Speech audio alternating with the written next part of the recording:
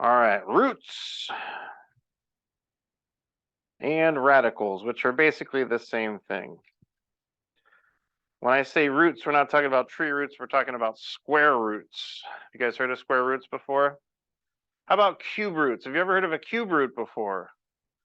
Give me a thumbs up if you've ever heard of a cube root before. Anybody ever heard of a cube root? Okay. Have you heard of like a fourth root and a fifth root? Have you gotten that complicated? We'll see it today.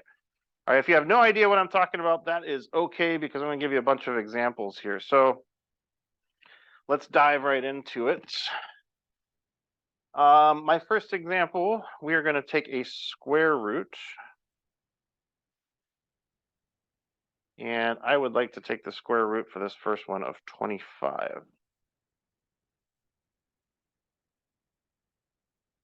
Does anybody in here know what the square root of 25 is? What do you think? It is 5. The square root of 25 is 5. Now, since this is our notes, it's important to talk about why. Would anybody feel comfortable telling me why the square root of 25 is 5? Why is it? Oh, that is perfect. I love it, because 5 times 5 is 25. So when you're finding a square root, you're really trying to find a number that you can multiply by itself that'll equal that, right? So let's do another one.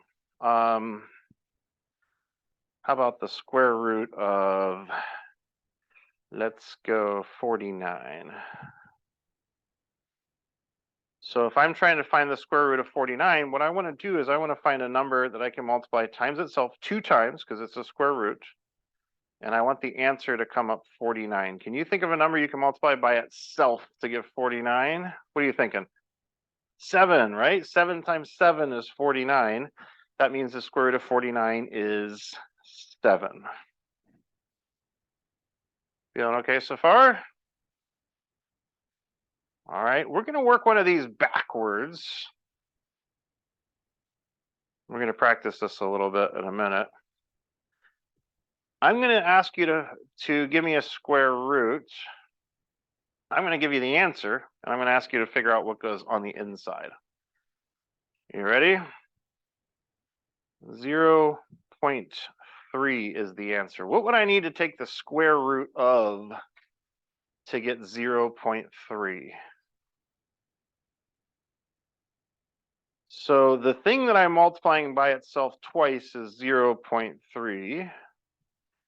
And when I multiply those, I get the thing that goes on the inside. So if you have a calculator, go ahead and multiply 0.3 times itself twice, and that'll tell you what should go inside of there to make that true. What do we get when we multiply 0.3 times itself? Yeah, 0.09. That means that the square root of 0.09 is 0.3.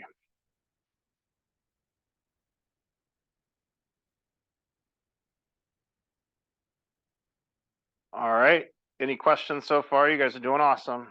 Any questions though?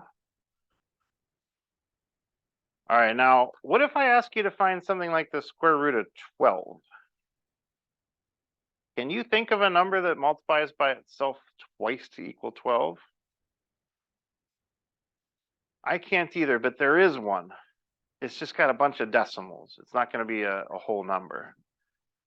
So we're going to use the calculator for this. So grab a calculator. If you got one near you, grab yourself a calculator.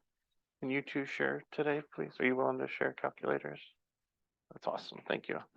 I'm going to show you how to do this. First of all, if you've got one of these yellow calculators or one similar to it, go ahead and hit the mode button and make sure that you are in classic mode. If you're not, just scroll down to classic with your arrows and hit enter to highlight it. So hit the mode button up at the top. Mode button's right up at the top. Make sure you're in classic mode here. And once you've got that taken care of, hit clear. And I want to show you how to type in the square root of 12. Some of you already know. Does anybody know how to do a square root on these calculators? I see a square root. If you look up at the screen here, do you see this square root symbol right here? There's actually 2 of them. One's got an X and the other one does not. Now we're just doing a regular square root, so we'll do this second, this one that does not have an X. How do I get the thing that's above the button?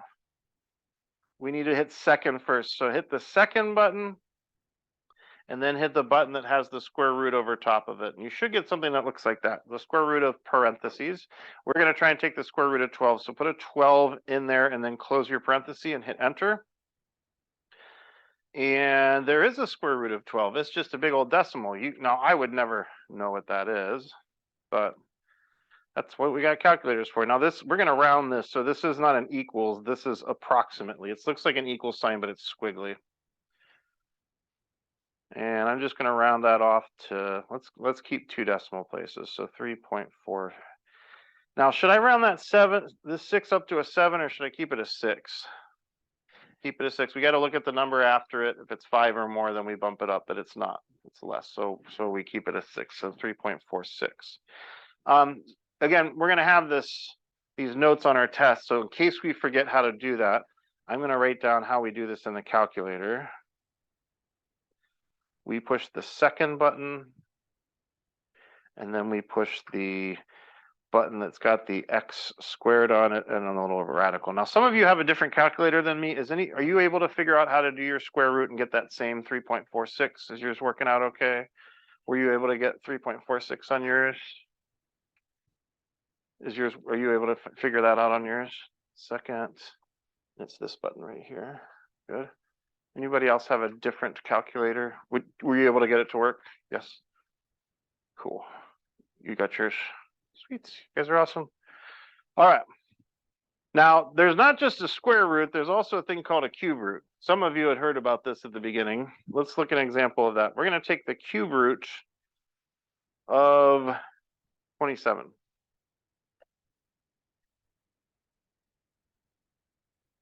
All right. Now, the difference here for a cube root is instead of finding a number that you would multiply 2 times to get 27, we need to come up with a number that you would multiply by itself 3 times to equal 27. Anybody want to take a guess what that number is?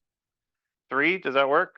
3 times 3 is 9, times another 3 is 27, isn't it? Yeah.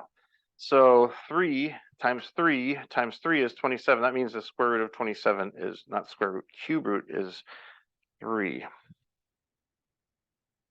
Let me give you another one of these. Let's do a cube root of -8.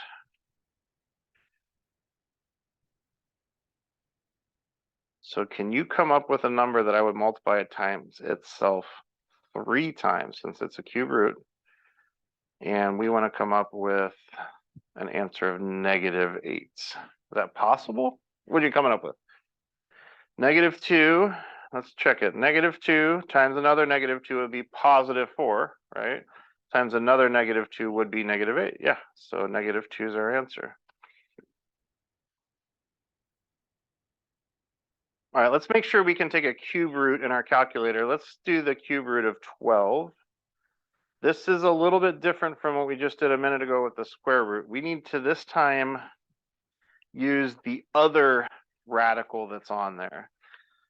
So look on your calculator, see if you can find a button that's got a radical with an X out in front of it. Do you see it? Yep. Okay, now before you push that, you need to push what it is. This is a cube root. See that little 3 up there? We need to type that in the calculator first. So type in the number 3. Okay. And then we need that X radical. So I'm going to go second in that button. So 3x radical. So that's going to do a cube root.